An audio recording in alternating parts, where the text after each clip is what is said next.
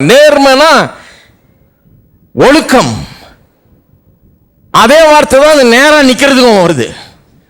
அப்ரைட்ன்றது இந்த 4 காலில் நிக்காம 2 காலில் நிக்கிறதுக்கும் அப்ரைட்னு சொல்றாங்க. நேர்மையா வாழ்றதுக்கும் அப்ரைட்னு சொல்றாங்க. மனுஷனை வெறும் 2 கால மனுஷனாக நேரா நிக்கிறதுக்கு மட்டும் இல்ல, நேர்மையாக நிக்கவும் உண்டாக்கி இருக்கிறாரு. ஏன்னா கடவுள் நேர்மையானவர். சிலுவைக்காக நன்றி, கிரயமானே நன்றி, எந்தன் பாவம் நிந்தையை சுமந்து அன்பை பொழிந்தீரே. அன்புக்காக நன்றி, இரத்தத்துக்காக நன்றி, என்னை சுத்தமாக்கி மன்னித்தென்னை அன்பாய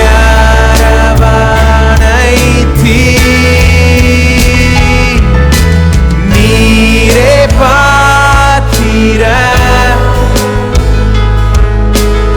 ஆட்டுக்குட்டியே, மகிழங்கள் சூடி மகிழ்கிறோ ஜெயவீந்தனே.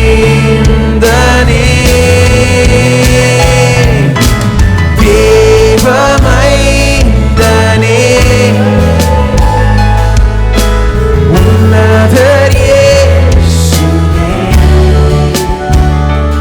பரலோகின் ஆரோய் பலியானே. ஆட்டுக்குட்டியே,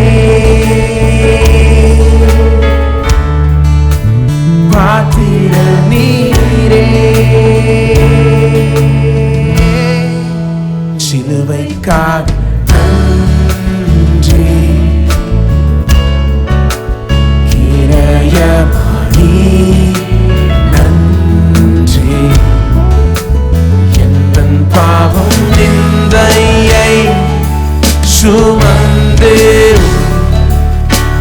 அன்பை பொழிந்தீரே. அன்புக்காக நன்றி,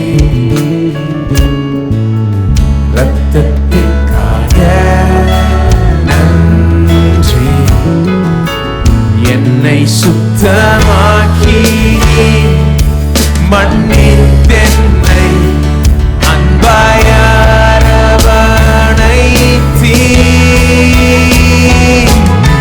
நீரே பாத்திர ஆட்டுக்குட்டியே, மகிழங்கள் சூடி மகிழ்கிறோ ஜெயவீந்தனே.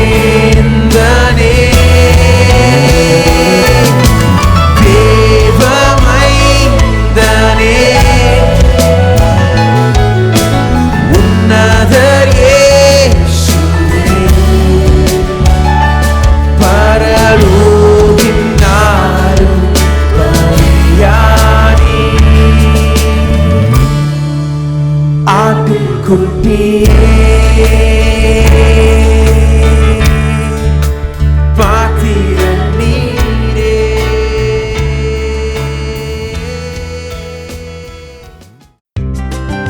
போதகர் சாம் செல்லத்துறை அவர்கள் நடத்தும் பூரண சுவிசேஷ வேதாகம கல்லூரியில் ஊழிய பயிற்சி பெற உடனே விண்ணப்பிக்கவும். விண்ணப்ப படிவம் பெற பூரண சுவிசேஷ வேதாகம கல்லூரி, தபால் பெட்டி எண் 494, சென்னை 7 அல்லது கீழ்காணும் தொலைபேசி எண்களில் தொடர்பு கொள்ளவும்.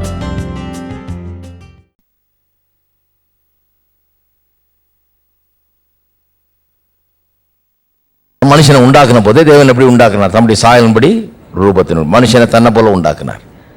எப்படி உண்டாக்குனார்? ஆணும் பெண்ணுமாக உண்டாக்குனார். திருமண வாழ்க்கையை பற்றி ஒரு கேள்வி எழுப்பின போது, புதிய ஏற்பாட்டு காலத்தில் இயேசு விட்ட கேள்வி எழுப்பின போது அவர் சொல்றாரு, ஆதியிலே மனுஷரை சிருஷ்டித்த தேவன். மார்க் 10:6. ஆதியிலே மனுஷரை சிருஷ்டித்த தேவன் அவர்களை ஆணும் பெண்ணுமாக உண்டாக்கினார். அப்படின்னா என்ன அர்த்தம்? இது ஆதியிலேருந்து வந்ததுப்பா, நடுவில் வந்தது இல்லை. இது ஆணும் பெண்ணுமாக கடவுள் யோசித்து பார்த்து அவனை உண்டாக்கும் போதே ஆண் பெண்ணுன்னு உண்டாக்குனார். வெறும் ஆண் உண்டாக்கல, வெறும் பெண்ணுன்னு உண்டாக்கல. ஏன் ஆண் பெண்ணுன்னு உண்டாக்குனாரு? குடும்பம், திருமணம், குடும்பம், பிள்ளைகள், இப்படி இனவிருத்தி உண்டாகணும். இதெல்லாம் மனசுல வச்சு தான் உண்டாக்கும் முன்னாடியே அதை மனசுல வச்சு உண்டாக்கும் போது ஆண் பெண் என்று இருவேறு இனங்களாக உண்டாக்கணும். அதுதான் அப்படி சொல்றார் இயேசு. ஆதியிலே மனுஷரை சிருஷ்டித்த தேவன் அவளை ஆணும் பெண்ணுமாக உண்டாக்கினார் அப்படின்னு சொல்லியிருக்கு. அப்ப ஆதாம் ஏவாள்னு உண்டாக்குனாரு. ஏன்னா ஆதாம் ஏவாளும் புருஷன் கொண்டாட்டியா இருந்து பிள்ளைகளை பெற்று இப்படி மனுஷ வாழ்க்கை உண்டாக்க வேணும்னு சொல்லிட்டு ஆடம் அண்ட் ஈவ்னு உண்டாக்குனார். இப்போ இவங்க என்ன சொல்றாங்க? அது ஆடம் அண்ட் ஸ்டீவன் கூட இருக்கலாங்க. அது அந்த காலத்தில் ஆடம் அண்ட் ஈவ். இப்போ ஆடம் அண்ட் ஸ்டீவ். ஏன்னா அது இப்படியும் இருக்கலாம். அவ்வளோ சர்வசாதாரணமாக மாற்றிடுறாங்க. ஒரு சட்டம் போட்டால் முடிஞ்சு போச்சு, அவ்வளோதான். ஓகே, லீகல், முடிஞ்சு போச்சு. இப்போ நான் கேட்குறேன், அதை மாற்றுறதுக்கு கடவுளுடைய நித்திய பிரமாணம் இது கடவுளுடைய மனதிலிருந்து தோன்றின ஞானம். கடவுள் மனுஷனை உண்டாக்குனவர் இப்படின்னு வச்சுட்டார். ஆண் பெண்ணுன்னு வச்சுட்டார். திருமணங்கிறது ஆணுக்கும் பெண்ணுக்கும் நடக்கிற ஒன்றுன்னு வச்சுட்டார். அதை மாற்றுறதுக்கு எந்த மனுஷனுக்கு எங்கே அதிகாரம் கொடுக்கப்பட்டிருக்கிறது? எந்த மனுஷன் எந்த அதிகாரத்தில் அதை மாற்றலாம்? மனுஷனுக்கு அப்படிப்பட்ட ஒரு அதிகாரம் கொடுக்கப்பட்டிருக்குதா? அப்படிப்பட்ட அறிவு மனுஷனுக்கு இருக்குதா? அப்படிப்பட்ட ஒரு பெரிய ஞானம் அவனுக்கு வந்துருச்சா? கடவுள் பண்ணது தப்பு, இப்போ நான் அதை சரி பண்ணுறேன்ற அளவுக்கு இவனுக்கு எங்கிருந்து வந்தது அப்படிப்பட்ட ஒரு அதிகாரம்? ஒரு சாதாரண மனுஷன், இவன் ஒரு சிருஷ்டிப்பு, இவன் கடவுளால் உண்டாக்கப்பட்டவன், இவனுக்கு ஒன்றும் எல்லாம் தெரியாது பாருங்க. அதை மாற்றக்கூடிய அளவுக்கு இவன் பெரிய இது கிடையாது பாருங்க. கார்ல போன கார்பரேட்டர் கூட மாற்ற தெரியாதவன் இதை மாற்றலாமா? கார் எதுக்கு ஸ்டார்ட் ஆகுதுன்னு கூட சொல்ல தெரியாதாலும் இந்த மாதிரி காரியத்தை மாற்றலாமா? எப்படி மாற்றலாம்? இது நான் விளையாடுற காரியமா? இது டேம்பர் பண்ணக்கூடாத ஒரு காரியம். இது தொடவே கூடாது, நம்ம இது பக்கத்திலே போகக்கூடாது, இதை வச்சு நோண்டவே கூடாது. இது நோன்ற ஒரு காரியம் அல்ல, இது விளையாடுற ஒரு காரியம் அல்ல. ஆண் பெண் என்று கடவுள் உண்டாக்கிட்டாரு. இது நித்திய பிரமாணம். இது கடவுள் இப்படித்தான் மனுஷனை யோசித்து இப்படி திட்டமிட்டு இப்படி உண்டாக்கி இப்படி வச்சு இவ்வளவு காலமா அப்படி நடந்துட்டு இருக்குது.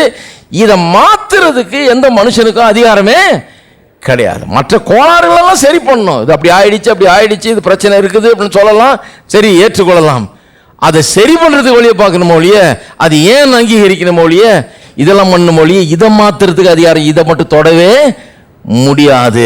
இதை தொடவே முடியாது. இது தொடர்றதுக்கு மனுஷனுக்கு அதிகாரமே கிடையாது. அப்படிப்பட்ட ஒரு பெரிய அறிவோ ஞானமோ மனுஷனுக்கு இல்லை. அப்ப பாருங்க, மனுஷர்கள் என்ன சொல்றாங்க? அது காலத்துக்கு ஏற்ற மாதிரி மாறுது. அது அப்போ எப்படிங்க? இப்போ புதுசாக நாங்கள் இப்போ இது புது நியாயம், இது ஓகே, இது இப்படி பண்ணிக்கலாம் இப்போ, ஏன்னா அப்படி ஆயிடுச்சு. இப்போ அதை அட்ஜஸ்ட் பண்ணுறதுக்காக நாங்கள் இப்படி எல்லாத்தையும் மாற்றி இது ஓகேன்னு இப்போ ஆக்கியிருக்கிறோம். ஓகேன்னு ஆக்கிறதுக்கு நம்ம யார்? கடவுள் இப்படி ஆக்கியிருக்கிறாரு, நம்ம அப்படி ஆக்க முடியாது. நியாயமே கிடையாது. சில காரியங்களை நம்ம தொடவே முடியாது, நம்ம தொடக்கூடாத தொட முடியாத சில காரியங்கள் இருக்குது. நமக்கு அதுக்கு அதிகாரமே கிடையாது பாருங்க. இதெல்லாம் அந்த மாதிரி ஒரு காரியங்கள். இன்னும் சிலர் இன்னொரு வஞ்சனை. ஒன்று வேதம் பழம்பெரும் புஸ்தகம் இன்னைக்கு செல்லாதுன்றது. இன்னொன்று ரெண்டாவது மாரல் ஐடியாஸ் சேஞ்ச். சரி தப்புங்கிறது நாளுக்கு நாள் காலத்துக்கு ஏற்ப மாறுகிறது. அன்னைக்கு இப்படி இன்னைக்கு இப்படி அப்படின்றது. இன்னொன்று கிறிஸ்தவ போதனைகள் ஒழுக்கங்களை போதிக்கிறது. அதெல்லாம் ரொம்ப நல்லது, அதை நாங்கள் ஏற்றுக்கொள்கிறோம். we accept the Christian ethic, but we deny its teachings concerning sin, salvation, God, world, man, redemption, judgment. அதாவது மனுஷனை குறித்தும் தேவனை குறித்தும் பாவத்தை குறித்தும் மீட்பை குறித்தும் ரட்சிப்பை குறித்தும் நியாய தீர்ப்பை குறித்தும் இதை குறித்தெல்லாம் வேதம் போதிக்குதுன்னு சொல்றீங்களா? அதை நாங்கள் ஏற்றுக்கொள்ள மாட்டோம். சர்மன் ஆன் தி மவுண்ட் சொல்றீங்களா? அதை ஏற்றுக்கலாம். உன்னை போல பிறனை நேசி, அதை ஏற்றுக்கிறாங்க. ஆனால் இதெல்லாம் இந்த நியாயத்தெல்லாம் ஏற்றுக்க முடியாது. மனுஷன் பாவி, இவனை ரட்சிக்கிறதுக்காக இயேசு வந்தார், ரத்தத்தை சிந்தி சிலுவையில் ரட்சித்தார், அவர் செத்தார், 3ஆவது நாள் உயிரோடு. ஆனால் ஏற்றுக்க முடியாது. இந்த இயேசு திரும்ப வர்றார், நியாயம் தீர்ப்பார், இதெல்லாம் நான் ஏற்றுக்கொள்ள முடியாது அப்படிங்கிறாங்க. இதில் என்ன பிரச்சனைன்னு சொன்னால், அவங்க என்ன சொல்கிறாங்க? டாக்டரின் வேணாம், அதை விட்டுருங்க, மொராலிட்டியை ஏற்றுக்கிறோம் அப்படிங்கிறாங்க. ஆனால் பிரச்சனை என்னன்னா, டாக்டரினை விட்டுட்டு தூக்கி எறிஞ்சிட்டிங்கன்னா மொராலிட்டியும் கூடயே போயிடும். ஏன்னா இந்த மொராலிட்டியே எதன் அடிப்படையில் இருக்குது? டாக்டரின் அடிப்படையில் தான் இருக்குது. இந்த உபதேசத்தின் அடிப்படையில் தான் அந்த ஒழுக்க நெறிகள் போதிக்கப்படுகிறது ஒழிய வேற விதமாக இல்லை. உலகத்தில் உள்ள ஒழுக்க நெறி போதனைக்கும் வேதம் போதிக்கிற ஒழுக்க நெறிக்கும் பெரிய வித்தியாசம் இருக்குது. உலகத்தில் எப்படி போதிக்கிறாங்க?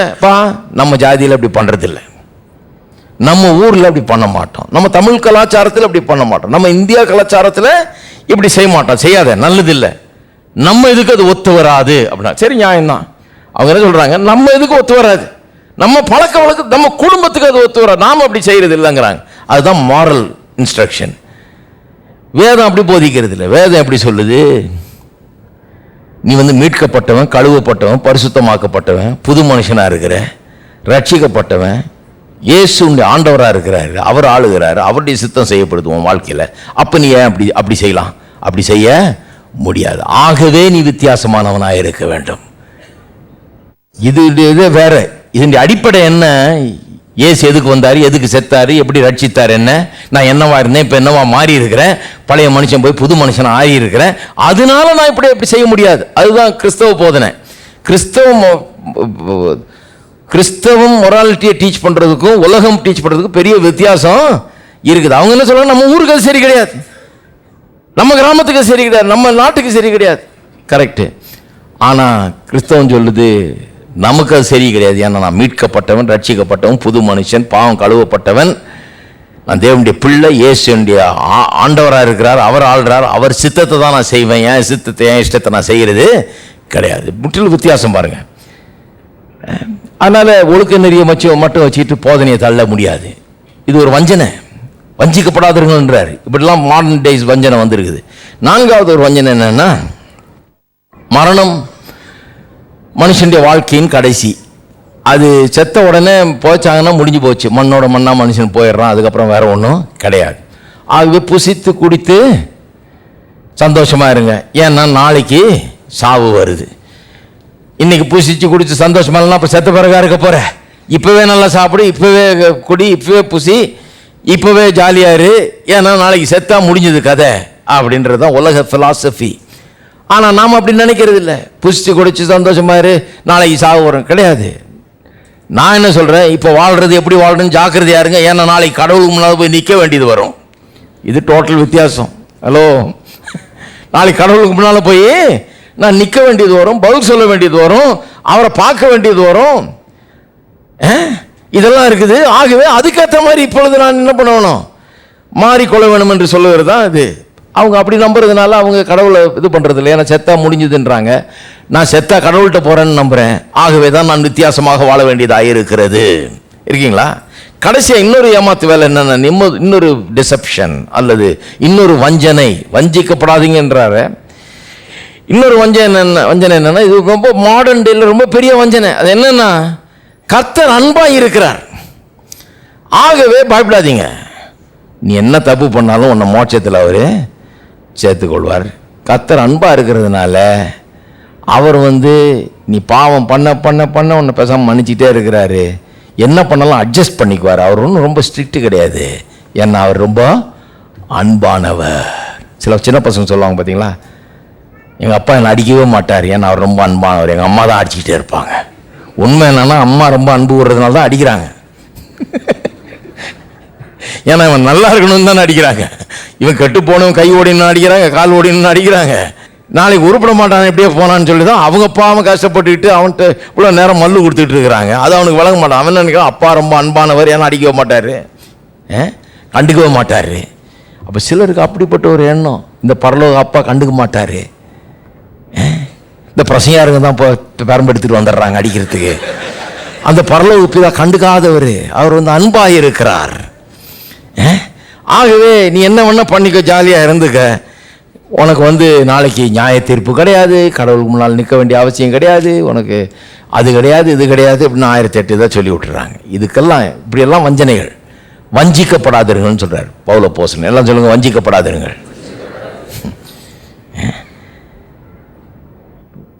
இவ்வளவு வஞ்சனைக்கும் பதில் என்ன? பவுல் சொல்லும் பதில் என்ன? வஞ்சிக்கப்படாதீர்கள். வஞ்சிக்கப்படாதீர்கள்னு சொல்றாரு. அநியாயக்காரர்கள் தேவனுடைய ராஜ்யத்தை சுதந்திரிப்பதில்லை என்று அறியீர்களா? அப்படிங்கிறார். அப்போ அவருடைய பதில் என்னென்ன இந்த வஞ்சனைக்கெல்லாம் 2 காரியங்களை தெளிவாக சொல்கிறார். ஒன்று, கடவுள் சில நித்திய பிரமாணங்களை வைத்திருக்கிறார். சில ஒழுக்கம் காரியங்களை எல்லாம் சிலர் கர்த்தர் எதிர்பார்க்கிறார். நம்மிடத்திலிருந்து அதை கர்த்தர் எதிர்பார்க்கிறார். கர்த்தர் சில பிரமாணங்களை வைத்திருக்கிறார். இப்படிதான் முதல்ல எடுத்தவனே சொல்லிட்டார், எல்லா விருட்சத்தின் கனியும் புசிக்கலாம், இந்த விருட்சத்தின் கனியை நீ புசிக்க, புசிக்கும் நாளிலே சாகவே அதுக்கு பிரதிபலன் இருக்குது. புசிச்சா ஆள் அவுட்ன்றார், புசிச்சா எல்லாம் கெட்டு போயிடுன்றாரு. கர்த்தர் ஒன்றும் இல்லை, எல்லாம் அட்ஜஸ்ட் பண்ணிக்கிறேன், நீ என்ன வேணா பண்ணிக்கன்னு சொல்லல. இப்படி தான் எல்லாத்தையும் புசி, ஆனால் இது ஒன்று மட்டும் புசிக்காது, புசிச்சா தொலைஞ்ச நீ அப்படின்னு முதல்ல திட்டவட்டமாக சொல்லுகிறார். அப்போ ஒன்று என்ன சொல்கிறாரு, கரெக்டாக சில மாரல் டிமாண்ட்ஸை வைக்கிறார். உன்னை இப்படி உண்டாக்கி இருக்கிறேன், இப்படி வச்சிருக்கிறேன், ஆகவே நீ இப்படி தான் இருக்கணும் அப்படிங்கிறார். உன்னை என்ன மாதிரி உண்டாக்கி இருக்கிறேன், ஆகவே என்ன மாதிரி நடந்துக்க. நான் I am a moral being, நான் ஒரு அப்படி ஒழுக்க நெறிகளை உடைய தேவன், ஒழுங்கினமானவர் இல்லை அவர். அப்போ என்ன மாதிரி நீ உண்டாக்கப்பட்டிருக்கிறதுனால நீயும் அப்படிப்பட்டவனாக இருங்கிறாரு. இன்னொன்று என்னன்னா, சில மாரல் டிமாண்ட்ஸை வைக்கிறது மட்டும் இல்லை, ஜட்ஜ்மெண்ட்டும் இருக்குதுன்றார். நியாய தீர்ப்புன்னு ஒன்று இருக்குது, அதுவும் நிச்சயம்ங்கிறாரு. நியாய தீர்ப்புன்னு ஒன்று நிச்சயமாக இருக்குதுன்றார். ஆகவே யாரும் அப்படி ஒன்றும் டிமாண்டே கிடையாது, நியாய தீர்ப்பும் இல்லை, பரவாயில்ல எப்படி வேணா இருந்துக்கன்னு சொல்கிறத நம்பாதே, வஞ்சிக்கப்பட்டு விடாதே என்று சொல்லுகிறார். அது மட்டும் இல்லை, கடவுளுடைய பார்வையில் மனுஷனை குறித்து ஒன்றே ஒன்று தான் முக்கியம். அவன் அநியாயக்காரனா இல்லை நீதி உள்ளவனா, இதுதான் முக்கியம். நம்முடைய நீதியை தான் தேவன், அதாவது மனுஷனை பொறுத்த மட்டும் பார்த்தீங்கன்னா அவனிடத்தில் இந்த நீதி இருக்குதான்னு தான் பார்க்குறான். நீதினா இந்த கான்டெக்ஸ்டில் எப்படி வருதுன்னா, ஒரு கேரக்டர், அவன் எப்படிப்பட்டவனா இருக்கிறான்.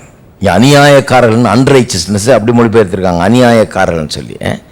அப்போ அவன் அநியாயக்காரனா நியாயமானவனா அப்படிங்கிறத பார்க்குறாராம் கர்த்தர்.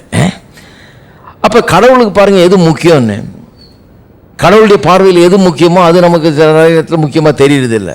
ஜனங்க என்ன சொல்கிறாங்க, நான் எந்த குலத்தில் பிறந்தேன் அது ரொம்ப முக்கியம், என்ன கோத்திரங்கிறது முக்கியம், எந்த ஊருன்றது முக்கியம், எந்த ஜாதின்றது முக்கியம், படிச்சிருக்கேனா படிக்கலையான்றது முக்கியம், உயர்ந்த குலமாக தாழ்ந்த குலமான்றது முக்கியம், ஏழையா பணக்காரனாங்கிறது முக்கியம், அது முக்கியம், இது பண்ண எல்லாம் முக்கியமாக இருக்குது உங்களுக்கு.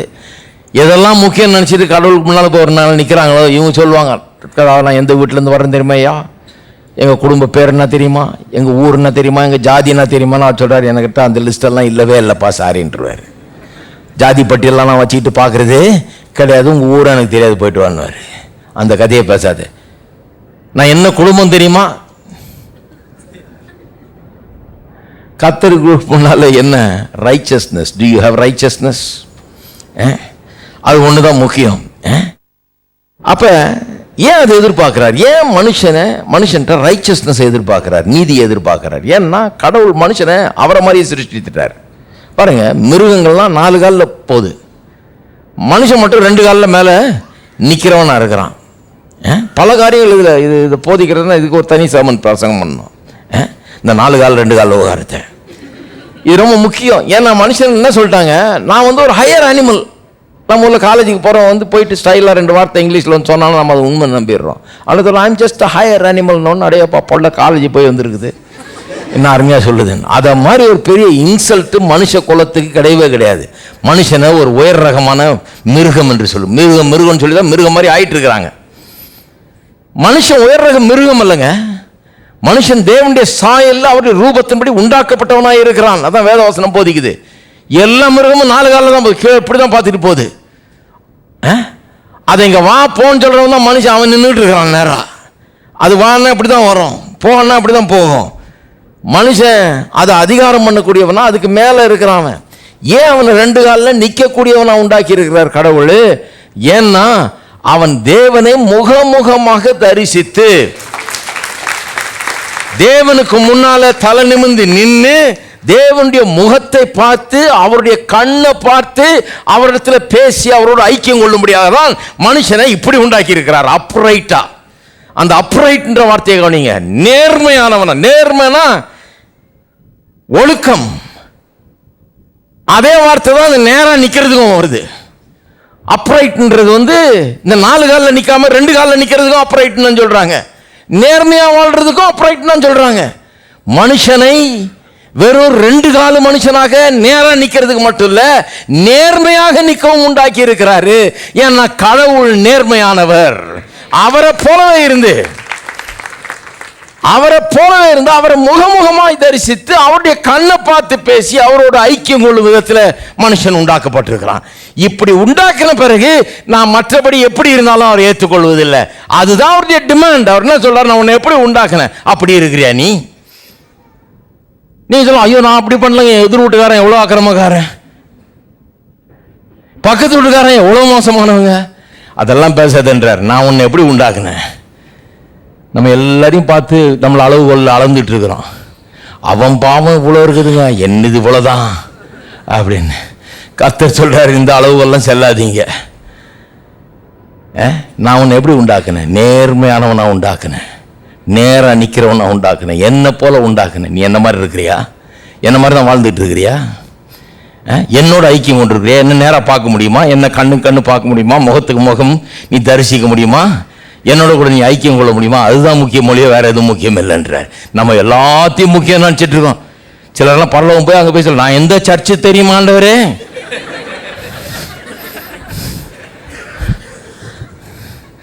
சில சர்ச்செல்லாம் தெரியவே தெரியாதுன்றவார் ஆண்டவர்.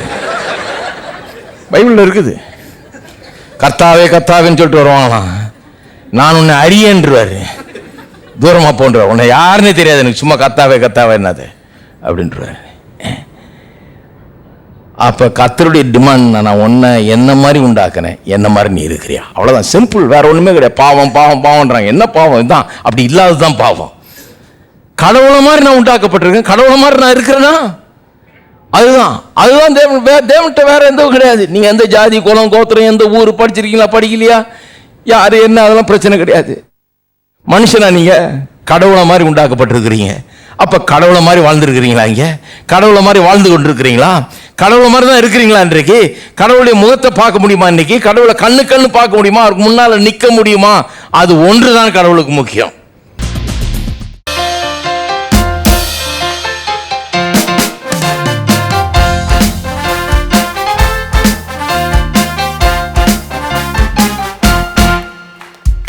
ஓயாமல் துதிப்போம், காலமெல்லாம் பாடுவோம், ராஜாதி ராஜாவாம் இயேசுவையே. என்றும் ஓயாமல் துதிப்போம், காலமெல்லாம் பாடுவோம், ராஜாதி ராஜாவாம் இயேசுவையே. பாடு ஓசன்னா ஓசன்னா ஓசன்னா, என்றும் ஓசன்னா ஓசன்னா ஓசன்னா. பாடு ஓசன்னா ஓசன்னா ஓசன்னா, என்றும் ஓசன்னா ஓசன்னா ஓசன்னா. ஓயாமல் துதிப்போம், காலமெல்லாம் பாடுவோம், ராஜாதி ராஜாவாம் இயேசுவையே. என்றும் ஓயாமல் துதிப்போம், காலமெல்லாம் பாடுவோம், ராஜாதி ராஜாவாம் இயேசுவையே. பாடு ஓசன்னா ஓசன்னா ஓசன்னா, என்றும் ஓசன்னா ஓசன்னா ஓசன்னா. பாடு ஓசன்னா ஓசன்னா ஓசன்னா.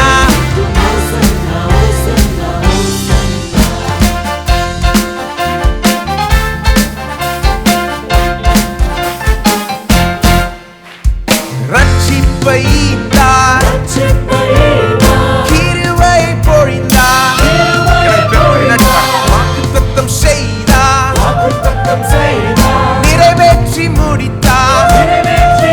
நீயோ கரங்களை உயர்த்தி துதித்துக் கொண்டீரே, நீயோ கரங்களை உயர்த்தி துதித்துக் கொண்டீரே. ஓயாமல் துதிப்போம், காலமெல்லாம் பாடுவோம், ராஜாதி ராஜாவாம் இயேசுவையே. என்றும் ஓயாமல் துதிப்போம், காலமெல்லாம் பாடுவோம், ராஜாதி ராஜாவாம் இயேசுவையே. பாடு ஓசன்னா ஓசன்னா ஓசன்னா, என்றும் ஓசன்னா ஓசன்னா ஓசன்னா. பாடு ஓசன்னா ஓசன்னா ஓசன்னா, என்றும் ஓசன்னா ஓசன்னா ஓசன்னா.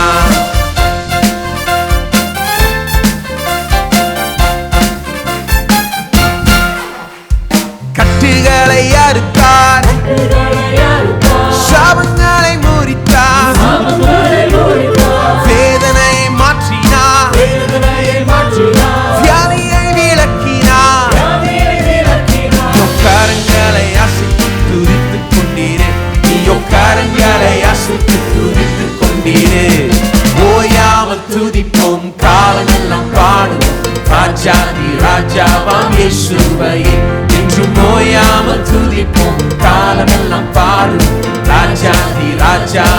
இயேசுவை பாடு ஓசன்னா ஓசன்னா ஓசன்னா என்றும் ஓசன்னா ஓசன்னா ஓசன்னா பாடு ஓசன்னா ஓசன்னா ஓசன்னா என்றும் ஓசன்னா ஓசன்னா ஓசன்னா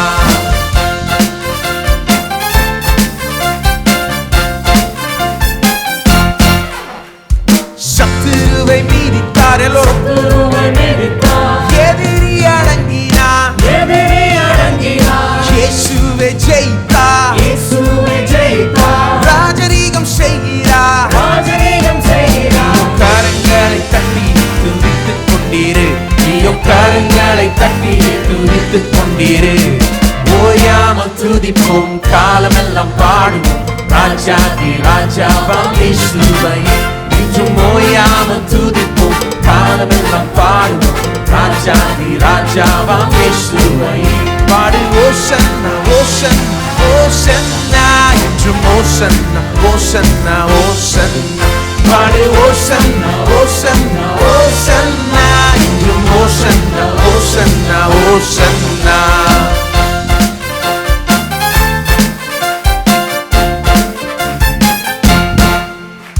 சத்துருவை மீறித்தார் எதிரி அடங்கினார் இயேசுவே ஜெயித்தார் ராஜரீகம் செய்கிறார் கரங்களை தட்டி துதித்துக் கொண்டீரு நீயோ கரங்களை தட்டி துதித்துக் கொண்டீரு ஓயாமல் துதிப்போம் காலமெல்லாம் பாடுவோம் ராஜாதி ராஜாவாம் இயேசு